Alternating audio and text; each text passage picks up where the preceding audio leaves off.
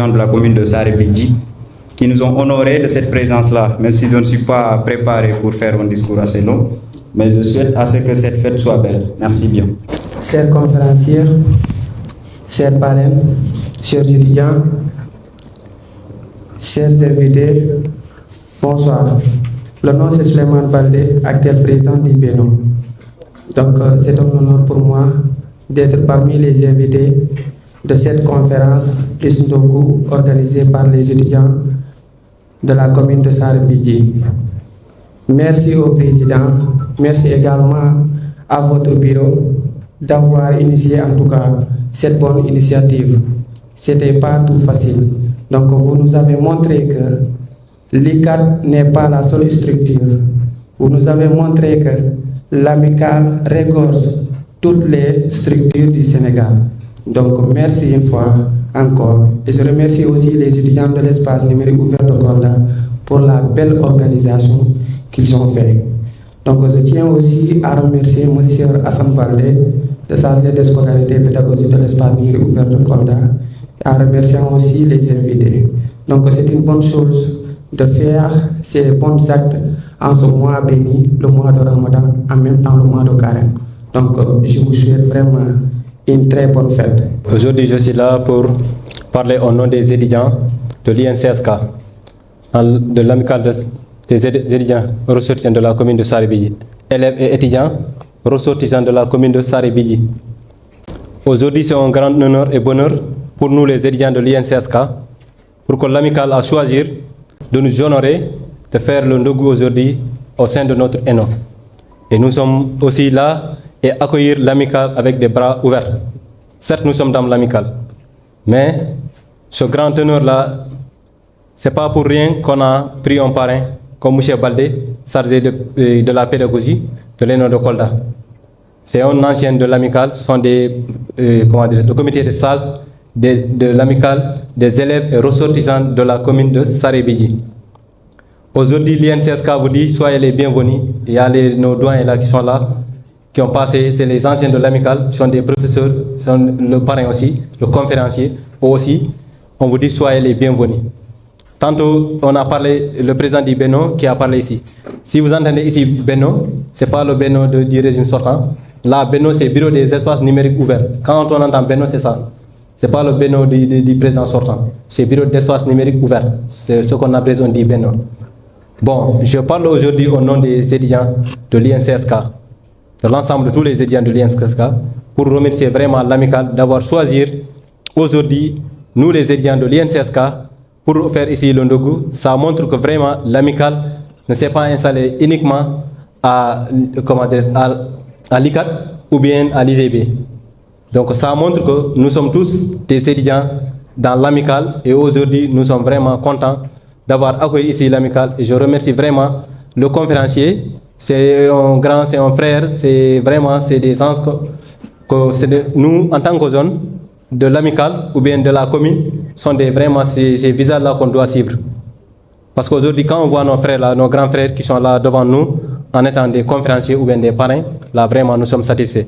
Et je remercie vraiment à l'ensemble des étudiants, surtout les étudiants de l'INCSK, le Bénin et l'ensemble de l'administration de l'ENO de Kolda. Et je remercie vraiment. Merci vraiment à tout le monde. Chers étudiants, chers invités, très chers parrains, monsieur le conférencier, madame et messieurs, bonsoir. Moi, pour ceux qui ne me connaissent pas, je me nomme Biram Baldé. Je suis le président des élèves et étudiants de la commune de Saré-Bidji. Comme vous le savez, l'amicale des élèves et étudiants de la commune de Saré-Bidji a l'habitude d'organiser un Ndogu, mais c'est à l'ICAD, à Dakar. Moi, en tant que président, j'ai jugé nécessaire de le décentraliser ici, à Kolda, puisqu'il y a de nos frères ici qui sont à l'université numérique de Cheikh Hamidou Kane. Pourquoi pas le faire ici, pour honorer ces derniers. Ce Ndogu est considéré comme un événement de convivialité et de partage entre frères et sœurs. pour tisser encore des liens fraternels. Je remercie également le président du Bénin pour le soutien depuis le début jusqu'à là où on est. Et je remercie aussi l'administrateur de l'ENO de Kolda d'avoir accepté notre demande pour organiser cet événement au sein de l'ENO. Je remercie également les étudiants de l'UNSK de Sarabidji, car ils ont œuvré un bon travail pour la réussite de cet événement. En plus de ça, je remercie M. le parrain, M. Hassan Balde, qui est un homme engagé au sein de la commune de Sarabidji. Il est toujours disponible pour sa commune. M. Balde, je vous remercie. Pour terminer, je remercie M. le conférencier. Le fait qu'il a accepté de nous livrer une conférence sur le thème « Le rôle de la jeunesse dans la religion ». Monsieur le conférencier, je vous remercie en tant que président, mais aussi au nom de l'amicale des élèves et étudiants de la commune de Sarabidji. Merci beaucoup. Merci, Président Biram. Merci à l'ensemble des étudiants de l'ENO de Kolda. Et plus précisément, les étudiants de l'ENO habitant à la commune de Sarabidji, donc membres de l'ARSP, Association des élèves et étudiants ressortissants de la commune de Sarabidji. Merci à M. Seydi Aliou, qui est mon grand frère, mon parent. Il m'a accueilli à l'université UCAD. Il m'a formé, je veux dire. Aujourd'hui, quand je suis avec lui, j'ai en tout cas le cœur rempli de joie, en tout cas d'être avec lui en tout temps, sachant tout le temps que j'ai passé aux côtés de lui à l'UCAD. Merci à toute cette délégation avec laquelle je suis venu. C'est Issa Balde, mon surveillant ici à l'ENO de Kolda. Elhadji Yero Gane, Maître Gano, qui est aussi un surveillant ici à l'ENO. Des anciens, donc des alumni de l'ENO en même temps. Abdoulaye Bayo aussi, qui est un étudiant ici, un surveillant, ancien étudiant. Mais aussi Abdoulaye Balde, qui est un ami, un frère. On habite ensemble à Sarabidji. Et Daouda, le conférencier, qui est grand frère à Seydi, en le regardant même, vous vous rendez compte.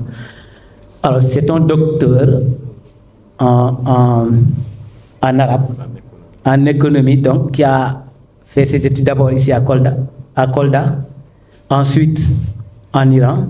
Il a servi pendant des années dans ce pays-là. Ça ne fait pas 2 ans qu'il est revenu ici à Kolda pour servir encore sa communauté. Donc, comme l'a dit le président, en fait, moi je suis le parrain de cet événement et je suis de la commune de Sarabidji. C'est un honneur, en tout cas une grande fierté pour moi, d'être aujourd'hui parrainé par les étudiants de cette commune-là. Parce qu'au début, ce n'était pas facile, la mise en place de cette amicale-là. On avait trouvé une amicale sur place que les Alioula avaient mis en place, qu'ils ont créé, mais qui regroupait 5 communautés rurales en ce temps-là. Donc, c'était d'abord les arrondissements de Ndorna et de Sarabidji. Donc, toutes les communes de l'arrondissement de Ndorna et toutes les communes de l'arrondissement de Sarabidji étaient incluses dans cette amicale-là, qu'on appelait Sensbi. Voilà. Nous, on est venus avec la décentralisation, la communalisation, l'acte 3 de la décentralisation. On a voulu que chaque commune ait son amicale. Ensuite, on forme une sorte de fédération de ces amicales-là. Bon, nous, on a créé d'abord l'amicale que Biram dirige aujourd'hui. Ce n'était pas facile au début, mais quand même, on a réussi. Et je me rappelle, l'une, en tout cas, de nos velléités, c'était que l'amicale arrive à loger les étudiants qui arrivent à Dakar. Essentiellement, c'était les étudiants de la commune Sarabidji étaient orientés à Dakar. Donc, c'était l'une de nos velléités. Deuxième chose, c'est-à-dire nos engagements vis-à-vis de notre commune. Qu'est-ce que nous, on ce que la communauté attend de nous dans la commune. Donc on s'était fixé de faire des cours de vacances chaque année, de faire des reboisements et d'autres activités. Chose qu'on a réussi. On a commencé comme ça. Par la suite, bon, à un moment donné, avec les changements de bureau, il y a des difficultés. Mais actuellement, on a politique de deux mains. Parce que tout récemment, on a vu que le maire, quand même, a fait un soutien vraiment important pour les étudiants de la commune de Sarbi. En leur octroyant une enveloppe de 500 000 francs pour leur logement. Donc, c'est louable. Donc, merci, Président. Je sais que c'est avec votre diplomatie que vous avez obtenu ça. Maintenant, pour ce qui est de cette activité-là, c'est la solidarité entre étudiants. L'entraide entre étudiants. Quand on parle de solidarité, quand on parle de l'entraide, on pense principalement même aux étudiants. Parce que l'étudiant à l'université a besoin d'être aidé, d'être assisté. Et si aujourd'hui, les étudiants de cette commune-là organisent un logo ici à l'ENO de Kolda, et qu'ils vont en tout cas octroyer aux étudiants de la commune de Sarébidji, c'est salutaire. En ce mois béni de Ramadan. Donc merci Président Biram pour cela. On devait avoir un ancien de l'amicale pour faire le rappel de cette amicale-là, de sa création jusqu'à aujourd'hui, mais quand même, on n'a pas eu ces invités-là.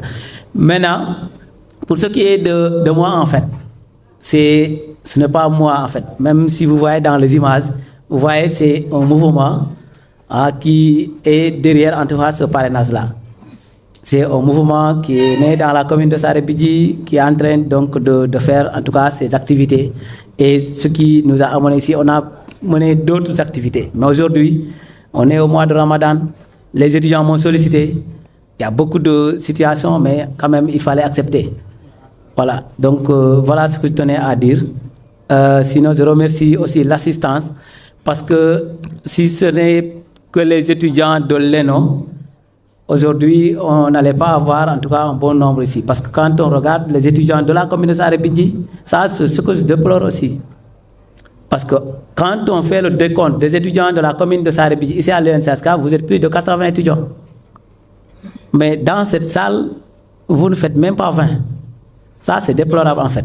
Et la première chose pour un étudiant, c'est d'abord les études. Quand tu n'étudies pas, tu n'es pas un étudiant. Donc, encore une fois, c'est un appel que je lance. Parce que moi, lorsque le président Biram m'a parlé de l'organisation de Ndogo ici, la première chose que je lui ai dit, c'est que vous ne verrez pas d'étudiants ici. Il m'a dit, on compte le faire. Je lui ai dit que même si vous allez le faire, mais vous ne verrez pas d'étudiants de Sarébidji ici. L'histoire nous a donné encore une fois raison. Donc, je vous demande encore une fois d'être présent à l'ENO, d'être présent dans les activités de l'ENO, pas seulement les étudiants de l'amicale là, mais d'être présent à l'ENO et dans les activités de l'amicale. Voilà, merci vraiment. Encore une fois, je suis très content, Président Biram. Et je pense que nous allons écouter une très bonne conférence avec Dr Seydi. Wassalam. Monsieur le parrain, chers étudiants, honorables invités, bonjour. C'est avec une joie immense, pour le dire, que je prends la parole. Je n'aurais pas dû la prendre parce que je ne suis pas le conférencier. Peut-être je m'introduis. Pour l'introduire d'abord, mais avant de le faire, permettez-moi un peu de revenir sur ce que le parrain a dit, parce que c'est un honneur aujourd'hui. Il y a de cela des années, on n'y pensait pas, on ne l'imaginait pas, et on n'avait pas grand espoir qu'un jour, évidemment, des étudiants de Sarébidji, tout court, allaient pouvoir organiser une cérémonie pareille, et dans des locaux aussi pareils. Donc c'est pour vous dire que la naissance de l'ARESBI, que M. Baldé dirige aujourd'hui, est née dans une chambre, je peux dire, avec quelques 4, 5 ou 6 étudiants, et dont le regretté M. Ibrahima Omar Baldé que vous connaissez bien, professeur d'anglais, qui nous a quittés cette année, de Sarre Desmarons, et moi-même, on était en train d'attendre, je pense bien, c'était un rappel, là que on était deux, et on a discuté un peu, on a jugé nécessaire quand même, parce qu'à l'époque, dans toutes les communautés, il y avait une représentation à l'université, sauf les quelques communes qui n'en ont à peu près de 5 ou 3, 4 étudiants. Mais n'empêche, on s'est dit qu'il faut qu'on crée au moins une entité pour pouvoir survivre. Parce que vous le savez bien, le monde étudiant, comment est-il? Le monde estudiantin. Et c'est en ce moment qu'on a jugé nécessaire de le faire et on n'était pas nombreux, Dieu le sait bien, on ne dépassait pas une dizaine et on s'est donné rendez-vous quelque part dans une chambre et on a créé une association et dont d'ailleurs même le bureau ne pouvait pas être comblé. Mais quand même c'était un début. Et c'est à ces moments au moins qu'on a pu faire des descentes au niveau local, réunir les 2 PCR à l'époque, Abdoulaye Baldé, M. Abdoulaye Baldé, président de la commune de Sarre Bidji, de la communauté rurale d'alors de Sarre Bidji, mais avant lui c'était Moussa Baldé. Et de l'autre côté, de Ndorna, Sarre Bidji et Ndorna, puisqu'on avait raisonné en termes de communauté et non de commune, on était la même communauté, on était des élèves du lycée Alpha Molo, et on s'est retrouvés à l'université. Il fallait réunir les 2 arrondissements de Ndorna et Sarre Bidji en faire une seule entité. Et c'est de là qu'est né le SINSBI. Parce qu'à Sarre Bidji seulement, on ne pouvait pas. Ndorna seulement, on ne pouvait pas. On a réuni les 2 pour avoir une petite association qui pourrait quand même porter main forte aux étudiants qui venaient d'arriver. On était adossé à la CEPROC. Mais puisqu'il fallait aussi faire naître quelque chose, c'est dans ces conditions que nous l'avions créé. Avec le dynamisme d'Ibrahim Omar Baldé, que Dieu ait pitié à son âme, avec Seydou Mbalo, que vous connaissez aujourd'hui, qui est professeur ici, au centre de formation, avec Ousmane Mbalo, professeur d'anglais, qui lui aussi sert ici au CM de Kolda, et avec d'autres. On a pu quand même résister pendant des années. Et c'est petit à petit que nous avons eu un grand nombre. Et jusqu'à ce que, comme l'a dit M. Hassan Baldé, il s'est jugé nécessaire que chaque commune prenne ses rênes, ses racines, pour s'envoler seule. Et là, c'est à louer.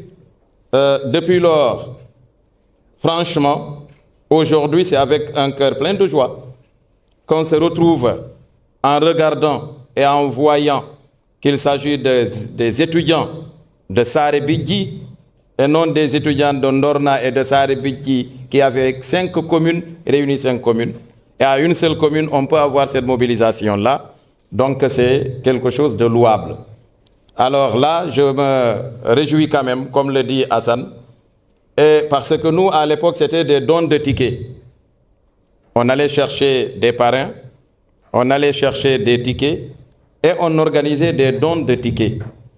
Et du don de tickets d'alors à l'organisation de Kumtari aujourd'hui, comme Poularophone, je dirais Kumtari, Monsieur le Président, et c'est un honneur et une joie. Et prions le bon Dieu que ces étudiants que vous êtes, étudiants que nous étions, quand même qu'on puisse avoir des docteurs, plusieurs docteurs dans les universités sénégalaises. Que ce soit à l'ENO ici, à l'université Cheikh Anta Diop de Dakar, à l'université Gaston Berger, ou bien à Hassan Sek, et un peu partout à Bambey, parce qu'on est représenté un peu partout, à Thiès, un peu partout, qu'il y ait des docteurs venant de la commune de Sarre Bidji. Et là, je pense bien, et je le sais bien, que vous avez les capacités, les potentialités, l'engagement, l'abnégation, le courage et la détermination. Mais seulement, il y a un couac, comme le dit M. Baldé, nous sommes dans le même sillage. dans l'attelage de l'éducation, la présence est un facteur, quand même, on peut le dire, fondamental. Si on n'est pas présent, et d'ailleurs là, on n'est pas étudiant. Si on n'est pas présent, on n'est pas étudiant.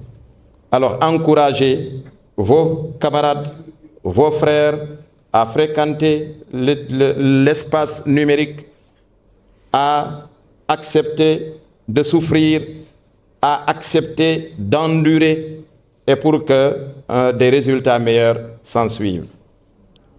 Voilà les quelques mots que je voulais placer en ce qui concerne évidemment, comme l'a dit le parrain. En ce qui concerne le conférencier, eh bien, je pense que Saribigi le connaît. Chez Daouda Seydi, mon grand frère, on a cheminé ensemble ici à Kolda, ensuite à Dakar.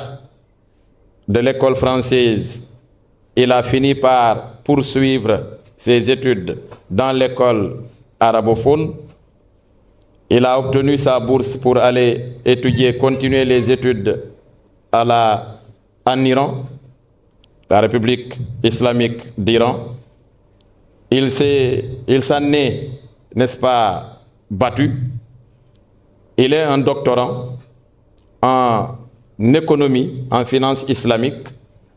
L'année dernière, il a jugé nécessaire de revenir au Bercail parce qu'on le sait bien, la quête du savoir, autrement dit, c'est pour s'en servir.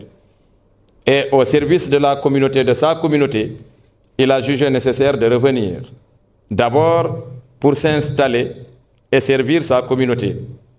Comme vous le savez bien, un doctorant, s'il peut servir à l'université, il a eu à diriger des travaux dans les universités iraniennes. Il a eu à faire des cours, à donner des cours dans des universités, à animer des conférences, des émissions télévisées et radio, loin de nous, chez les autres. Et lorsque M. Touré m'en a parlé pour la conférence, je lui ai dit que voilà, on peut profiter de notre potentialité locale. Il est fils de Saribigi, issu de Saribigi, qui connaît bien Saribigi et qui est bien connu à Saribigi. Donc pourquoi ne pas profiter de cette potentialité, lui permettre d'animer notre conférence et afin de bénéficier avec l'aide du tube puissant, n'est-ce pas, de tout ce qu'il y a bien à animer une conférence religieuse. C'est pour vous dire que Saribigi regorge de potentialité, comme l'a dit le présentateur M. Touré. Nous n'allons pas aller chercher ailleurs beaucoup de choses, même s'il y a encore des choses qui nous manquent. Mais disons, d'ici, avec le temps, avec l'engagement, la détermination de tout un chacun, peut-être on y arrivera un jour où on pourra exporter même, n'est-ce pas, nos potentialités, même si on est en train de le faire aujourd'hui. Alors, excusez-moi si j'ai été un peu long. C'était pour mettre à l'aise au moins l'assistance et permettre à Baldé de ne pas trop s'inquiéter. Nous qui sommes habitués à ce genre de situation, on appelait et on ne voyait pas 10 personnes. Et si aujourd'hui on est dans la salle, ne pensez pas que nous ne sommes pas nombreux. Cette présence-là est quand même quelque chose de très important. Et merci beaucoup, chers étudiants. Nous allons passer, je pense bien qu'avec la permission de M. Touré, passer la parole au conférencier. Et je vous remercie. Bismillahirrahmanirrahim. Wa sallallahu ala sayyidina wa nabiyyina wa habibi qulubina wa shafi'i dhunubina Abil Qasim al-Mustafa Muhammad wa ala ahli baytihi at-tayyibin at-tahirin. Allahumma ajil li waliyika al-faraj wal afiyah bi rahmatika ya arhamar rahimin.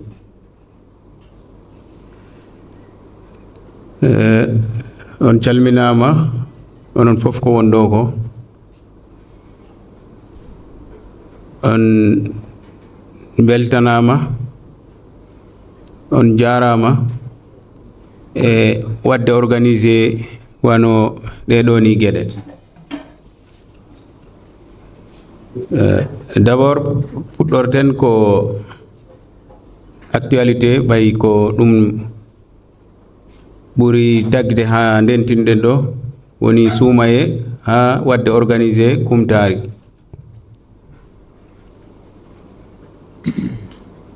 Ko hunde mawde wara cikke ko hunde famɗude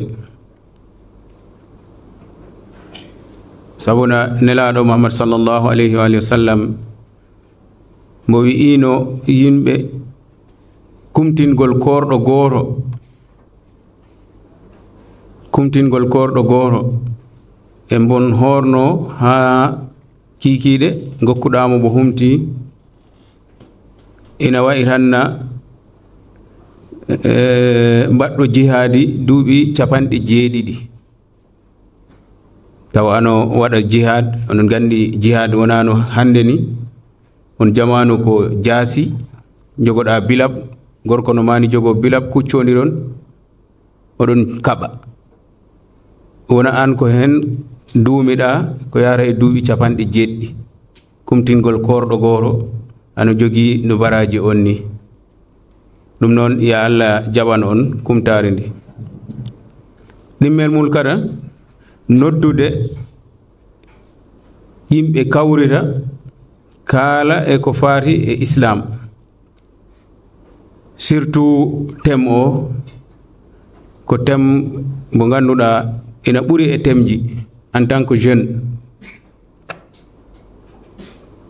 Holliri ho onon goni e jamanu moɗon onon mbaɗi branché kala par ce jeune wiya mino faala conférence e dow rôle de la jeunesse dans l'islam.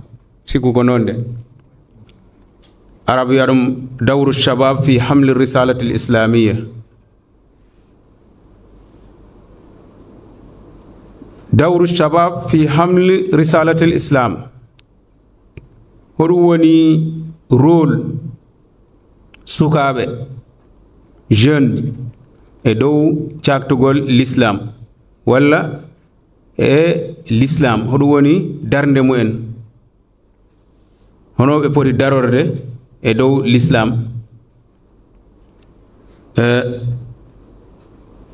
Si wi'ama jeune wona jeune garçon tan ko hay jeune fille par ce que jeunesse wi'ama tan neɗɗo wawata joɗade ittidira wiya jeune garçon et jeune fille sukaɓe rewɓe sukaɓe worɓe. Si wi'ama jeune tan ko holliri kala mo ganduɗa duuɓi muɗum ɗini tolni hen.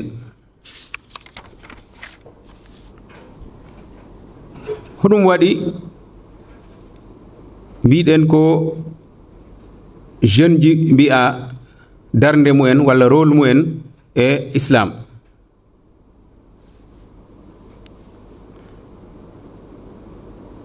Hoɗum waɗi mbiɗen dawru e mbi'ani rôle des hommes walla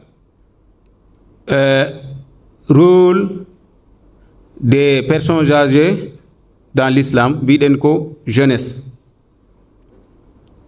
Hoɗum waɗi mbiɗen ko jeune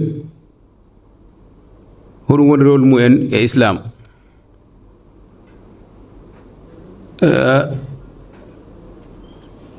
Thème o wonnoni tan ko no bettugol ni ko bettam mais kono thème o ko thème jaaduɗo e temps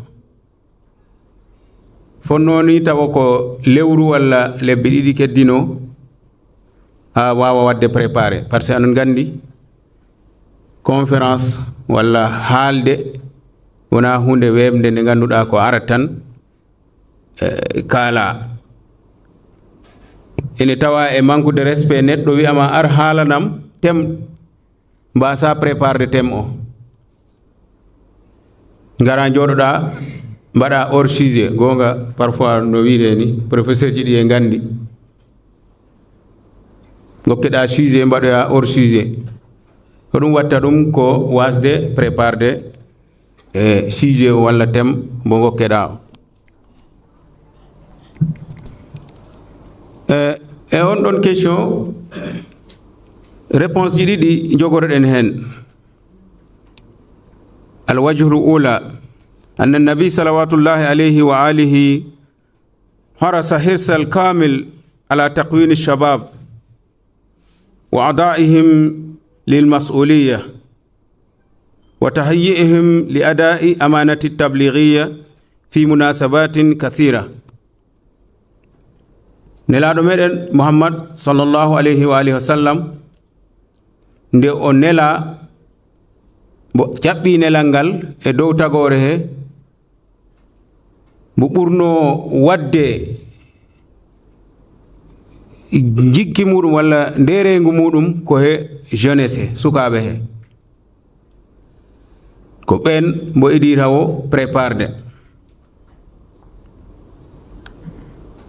mo prépara ɓe ha ɓe ganda masuliya mu'en ɓe ganda rôle mu'en ɓe ganda responsabilité mu'en almasuliya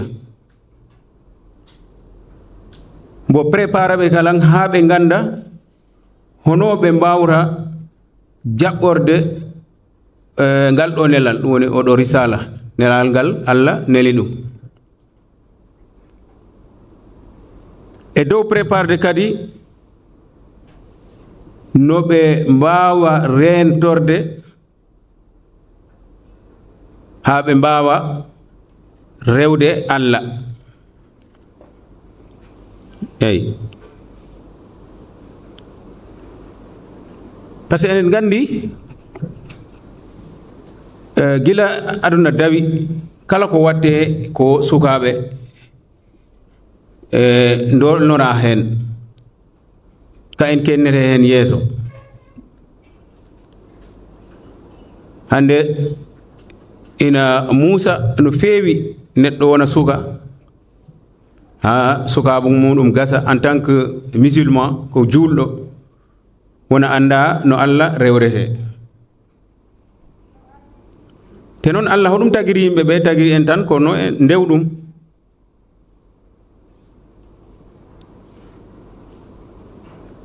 tagiri en kono en ndewɗum par ce que Allah wi o wulngani pour heɓa bulngitowo waɗi mbo tagi tagore nde mbo mankoraka doole ha mbo tagi tagore nde pour mbalito ɗum eɗen doole tagiri ɗumen tan ko yo ɓe ndew ɗum joni noon an ko ɗum woni ko tagiriɗa ko no a rew Allah Allah tagirima ko yo a rew ɗum to o ko mbaɗoyɗa fof ko walirorde pour no mbawa ɗum rewirde ha jottoɗa e hadaf o jottoɗa e objectif mbo Allah tagirima o donc étant jeune gona jeune nden yolde hunde fof ano wawi hebde par ce que hande suka si ayi ɗum tan haɓɓi sikkata hay montagne ɗi sa wawatɗi pusde pourquoi pas kalan ndara e bange mo ganduɗa ko on Allah tagirima darora noon ha mbawa yottade fandare nde tagireɗa nde ko ɗum tagi nelaɗo Muhammad sallallahu alayhi wa sallam fof ko mbo idorno ko sukaɓe ɓe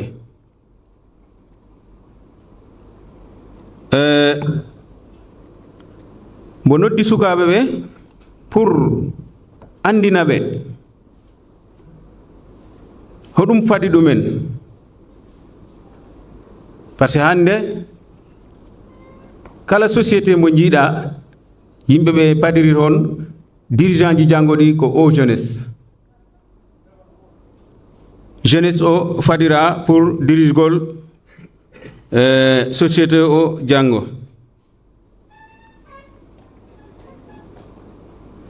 e dow hadis mo nelaɗo sallllahu alayhi wa sallam haalno mboyo sabatun yuzillihumullahu fi dhillihi yawma la dhilla illa dhilluhu wa addada minha shabab nasha'a fi ibadatillah.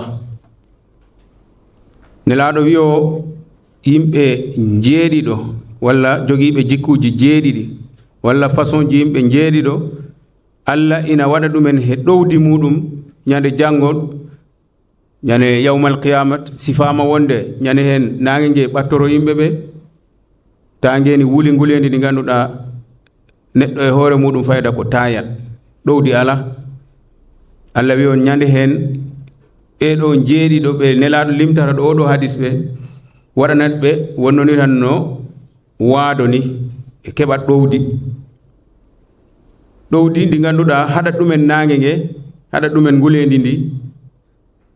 ɗum woni mbolimi hen ha mbolimi hen sukaɓe ɓe ganduɗa darino e diine e dewal Allah. musidɓe wara cikken ho komi suka tan no mi wat komi jinmi ko ha mi naywa hande heewi ko arta e amen wiya oustaz mi liggima ha mi heɓi alatere joni mi dawani mi hirdani mino faala balla kam juuliri larde te ko ɗum wonno objectif mo Allah tagirima o ɗin juuliri ɗi lamɗo ayi neɗɗo toujours si yehi ha ɓitti walla yehi ha gasni ko yara ko dogi ko dokta ko toujours artoro ga origine mum to artara koro asli mum to hoɗum woni asli neɗɗo tagede nde ko julde ndaare tan toujours mawɓe nayi ɓe jiirone jamaji te ɗum ko fonno taw ko gila e jeunesse ɗum yakkata hay hunde gona jeune ndewa Allah gona jeune ganda Allah gona jeune gona eko Allah wela ɗum yakkata hay hunde. Joom ara wiyama mi liggima ayi ɗe ligge ɗe doganta ɗo aɗa ɗaɓɓa place aɗa ɗaɓɓa hunde fof hunde a heɓoyat nin jaha ha tawoya ndekete wona ɗum jaha ha ɗum gasoya kadi paaloyɗa joni yo a rew Allah te wodi ɗo tolnotoɗa e duuɓi a naywi hay bisimillahi si a wawano ɗo jeune gonnoɗa jeune ɗo a renaki tan wona ɗon ɗo nayuɗa ɗo mbawata ɗum.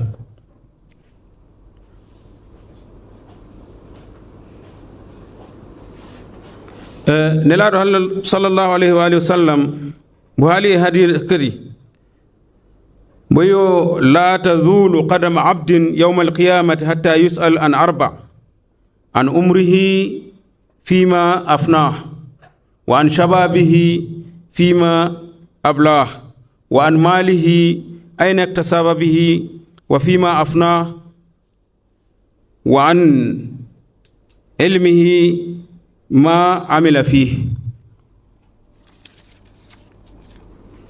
Boyo ñande jango wononiran sirat lummugol wiyete sirat mo hay neɗɗo yawrata ɗon si wona mo lamde geɗe nayi ɗen ɗon geɗe nayi wononiran siko e cour gonnoɗen tan professeur wiya on examen o aranin mbatte yila e ɗiɗo leçon ji nayi neɗɗo fof ndelde ɗon ɗo classe ɗo ko ɓagat bik nota awa noten ɗiɗo nayi galan ganden ho ɗum ko woodi ko nelaɗo Muhammad sallallahu alayhi wa sallam wiyo noon wiyo hay goto yawrata ɗon oññan si wona mbo lamde ɗeɗo geɗe nayi.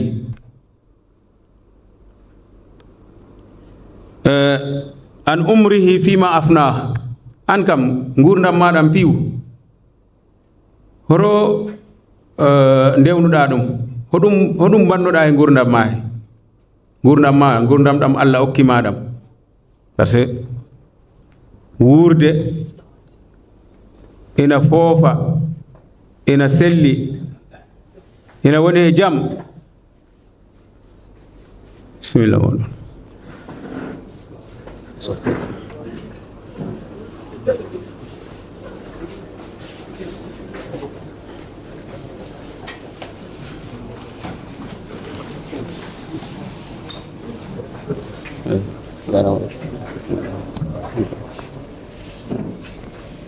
yo bisimilla moɗon ceernaɓe ɗen ɗon gueɗe nayi ko ma lamdeɗaɗe gurdam maɗa an kam e dow hoɗum bannoɗa ɗam Allah hokkima cellal hokkima wurde hokkima nemaji ɗin ɗon fof ko he hoɗum mbaɗɗaɗi a yahat ɗon jakkana ɗum ɗon comme parfois parti politique jiiten joom anda ɗo kay kañ e parti o mo wawata kono mbo yahat to intérêt ji on ɗo yakkana ɗum ɗum donc ko gila nden ñande woni ɗin ɗon parti ji ɗiɗi Allah e tagore mum nde Iblis wiyo kañ ko ma wornaɓe laawol ngol Allah tracani ɗumen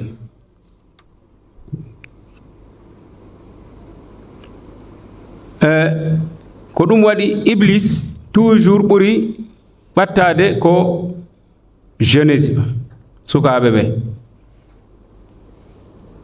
toujours ɓuri ɓattade ko sukaɓe ko ɗum waɗi si neɗɗo woni suka aɗa foti miijade aɗa foti renade ko heewi par ce que ana sikkat ho ɗum ko mbatta ɗo ko ɗum c'est normal ko mbatta ɗo ko normal par ce que a yii woɓɓe so jeeyi ha naywi walla jeeyi ha joni ngala doole kattanani hay hunde dutto ndewa Allah musidɓe ndaren hande société walla entreprise sohlama taw ko a jeune ano jogui doole ano wawi hunde fof hunde wiyama ar ɓan o poste ar ligganom ɗo wiyamo nono min nde elle taw mi talani ɗum min taw nde elle ko jagol soirée ji jagol sortie ji ngamgol jagol e barji min nde elle ko ɗum par ce que mi jeune mbiyama awa abbo ma encore wiyama ar mbiya ɗum he min nde elle mi wawani ɗum jaha ha naywoya tawa jogo a tugitto sawru garana artin prise o wiya ɗum a mi ari ndaare homo ɓagam donc an eltata teta ko kañ eltannoma nin ar awa ko noon kada Allah waadi e jeune ayi dewal Allah ta ko a jeune ano juula ano respecti ko Allah wi ko ɗon ɓuri valeur ɗo jaaɗa ha naywɗa tawa jogo feere ala cogluɗoma ala cogluɗoma ala noddowoma a ala doole a ala kattane a ala feere ɗon joni ko feere ala mbaɗirtani kono a yi jeune mo ganduɗa ɗin ɗo lerinde doole mum ɗo ɗin ɗo kambaneya mum ɗo wona ɗin rewa Allah ɗin waɗa ko Allah yamiri ɗin woɗɗi kala ko Allah haɗi on ɗon Allah ɓuri yidde e dow jaaɗo ha naywi wiyo joni ko rewanin Allah musidɓe tedduɓe se ndaari nelaɗo Muhammad sallallahu alayhi wa alihi wa sallam ndembo addi nelal ngal hoɓe mbo ɓurno jogade confiance ko jeunesse o si a laari wano Seydina Ali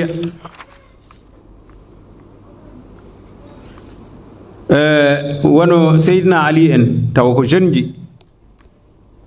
ɗo ɓe jahano jihad fof walla ko watteno fof ko ɓen mo nelanno taw mawɓe nayi ɓe ɗin ɗon ko pour préparde ɓe andinaɓe ho ɗum ɗo ko onon goodi dewgol Allah ko e sukaya ɓura yiɗede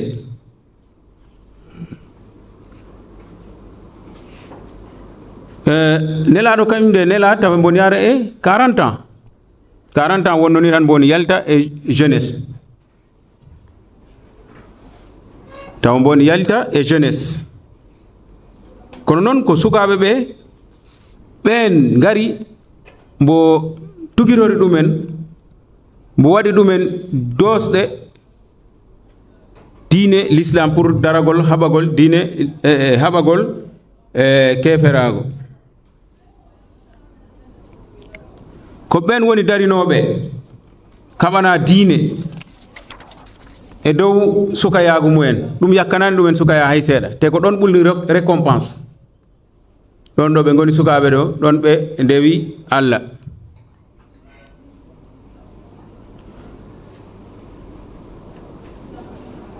nelaɗo hoɗum mbo ɓurno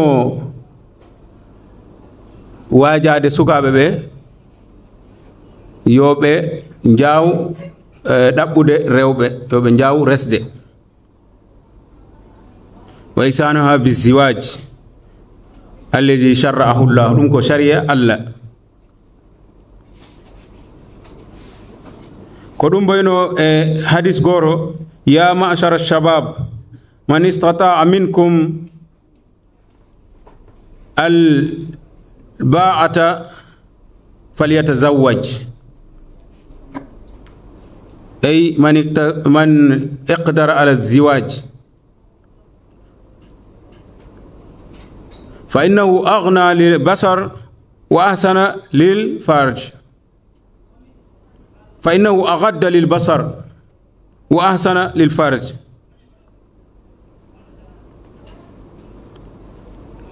hoɗum bo wiri noon boyo ko ɗum ɓuri wonde ko ganduɗa a wadda gaddul basar a waɗa limité darɗe maɗe a waɗat limité jiigol maɗa hande si a yi jeune woni ko mboyi yo laara walla jeune fille jiiɗom yo laara ko mbo ala jooma jeune garçon gala mboyi yo laara ko mbo ala mo mbo woodi ɗum woni gaddul basar limite jiiɗe maɗe e dow mbo Allah mbo jogoɗɗa e sunna e farilla limita hen guire maɗa ko ɗum nelaɗo piwiɗino wajade jeunesse o aziwaj ndesgol musidɓe heewi hande suka yona e resde yona e ɗaɓɓude debbo mo holla fof wona o jole goɗɗo nene mo yahato kawuji mum to penda ɗin ɗo takkori ɗo mbiya nono penda weyɗani ta ko faalaga ɗaɓɓude yaha wiye a takkode ɗini kañƴe weyɗi mbiya o ala niveau heɓani bac min komi étudiant an mino jogui master am o mino jogui licence bon mi wawata ɗaɓɓude o par ce que mbo ala niveau mbo janngani jeehe goɗɗo adde jannguɗo o e ɓawli rawnani min ko danejo paalami ayi comme no mbiten ni mawɗo mbo faalaka yaade ngesa o kala ko gaddanɗa ɗum mbo addat ha jallo ngo naɓama mboyam yejiri jardugal am ngal awa pour neɗɗo wawa yottade e objectif takɗo Allah tagi ɗum o koma ndesa mbaɗa iswaj ɗum nelaɗo Allah sallallahu alayhi wa sallam wino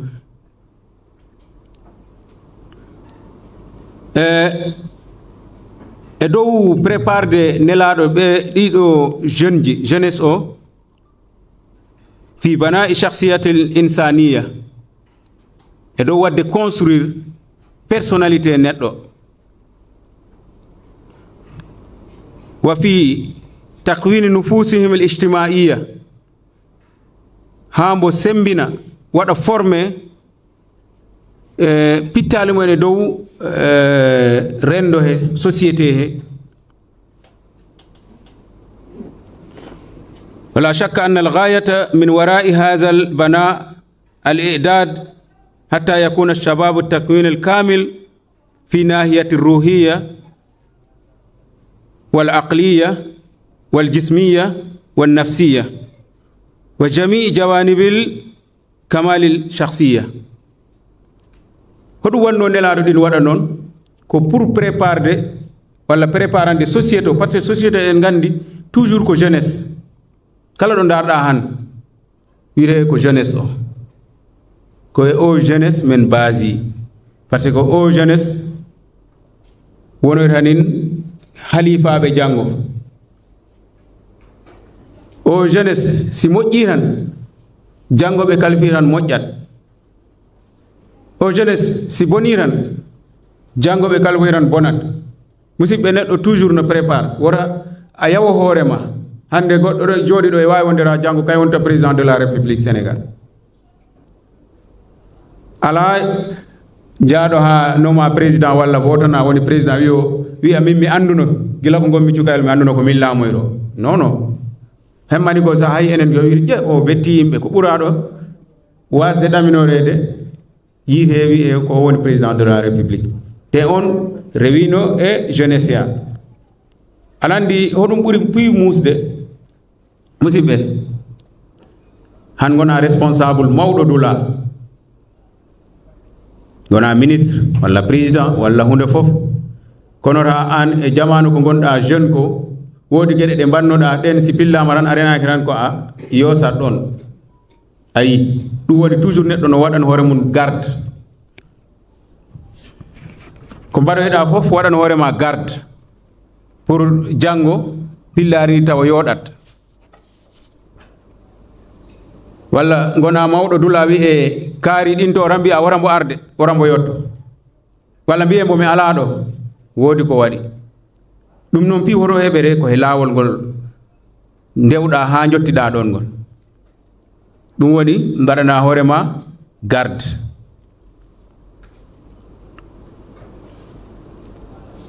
ɗum pi koye jeunesse a heɓoto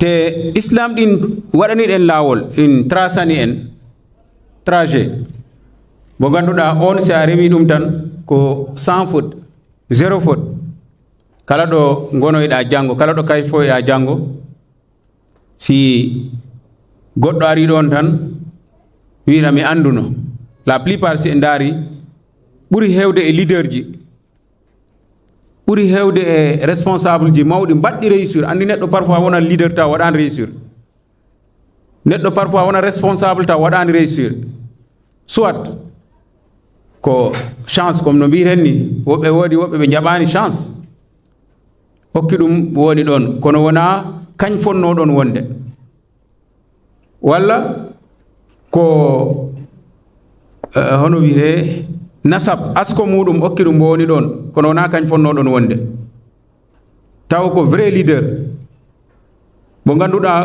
ko kañ hoore muɗum e préparation hoore muɗum mbo yaadi e ligge muɗum e laɓɓingol muɗum yottindu ɗum ɗon ara tan mbiya oɗo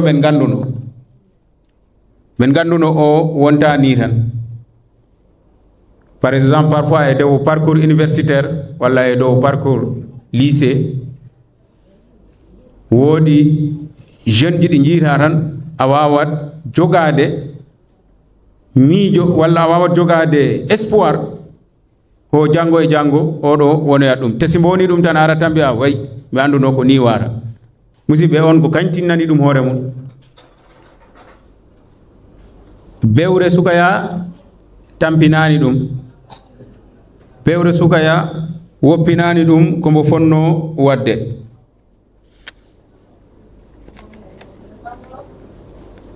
ko ɗum taki mbiɗen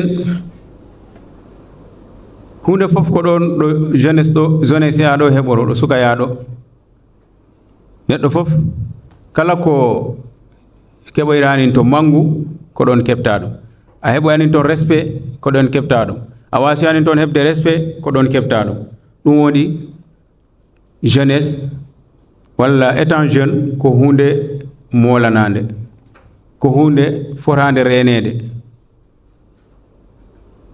par ce que nelaɗo Muhammad sallallahu alayhi wa sallam mo préparino ɗum pour masuliya e shakhsiya woni responsabilité e personnalité pour janngo mbawa dirisde société o, pour janngo mbawa wadde atteindre objectif mo ganduɗa ko o fada e dow maɗa.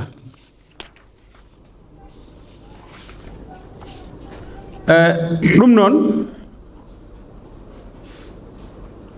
jeune walla jeunesse o wawata immade waɗa ko foti wadde ko e dow responsabilité a mo ɓe poti jogoyade o, so wona أن تكون التكمل شخصيتهم العملية والدائية الاجتماعية على وجه سواء تبني دابوغول غاندال أي on responsabilité ya mo mbiheno walla personnalité ya mo mbiheno bo suka foti jogoyade jango ɗaminaɗo e dow muɗum on heɓota ko si wona a hempin domaine maɗa walla aspect maɗa to gandal to jangugol. Ko ɗum waɗi hande étant jeune ta condition ji ɗi fof ɓe mbaɗi réunir parent ji ma ɗi ɗini jaafima to goɗɗe e goɗɗi pour tan no a jangu pour société o jango, pour ligganoɗa société o jango. Parce que ina wiye woɓɓe mbiya ko hadis woɓɓe mbiya ko jimol fa khidmatul awtan fardun alal insan, ay ligganagol o société mbaɗgol servir société o hande ɗum ko devoir e dow neɗɗo kala. Fard si wiyama hunde ko farilla tan koko waɗɗima ko ganduɗa si a waɗani ɗum tan ñande janggo Allah lebtoyamma ayiwa sanction ji ɗi. Ligganagol noon société mo gonɗa khidmatul watan, ligganagol leydi, ligganagol société, wadde servir société ta laranta to aspect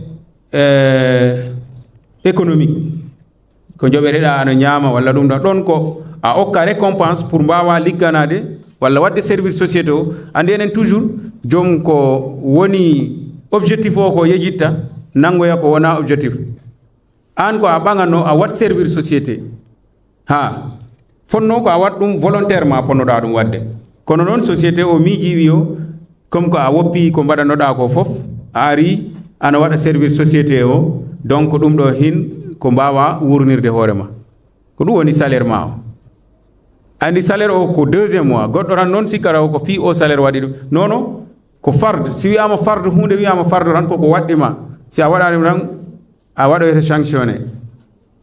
Joni noon ina waɗi farde ayn e woodi farde kifaya e woodi farilla mo ganduɗa on ko hoore maɗa an foti ɗum waɗande hoore maɗa, ɗum woni wona julde ni wattuji joyi ɗi ɗum ala juulanowo maɗi ko an juulanta ɗi hoore ma, ɗon ko farde ayn. Farde kifaya ɗon ko farilla enen piiwu Allah waɗi e dow meɗen.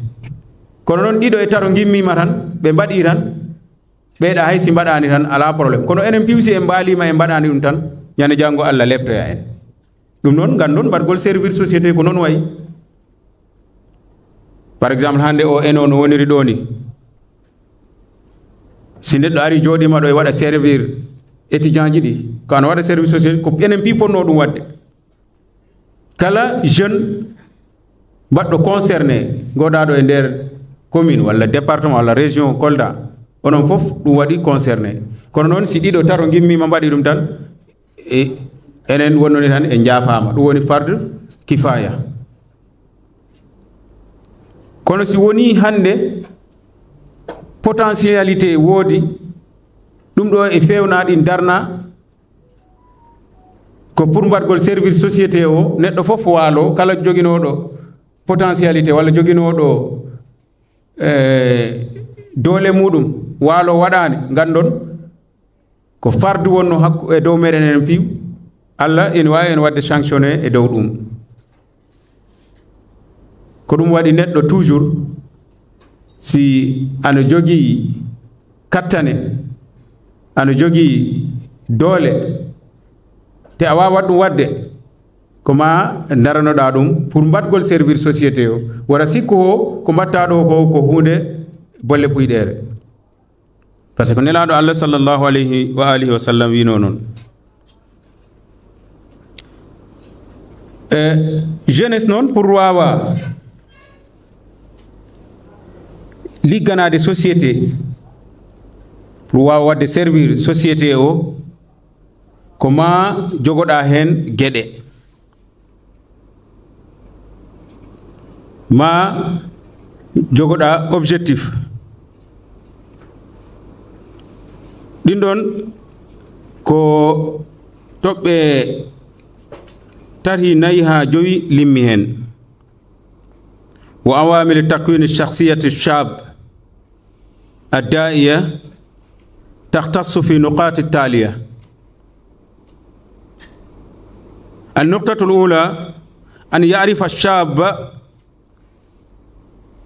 حماية التي لأجلها خلقه الإنسان هو premier point o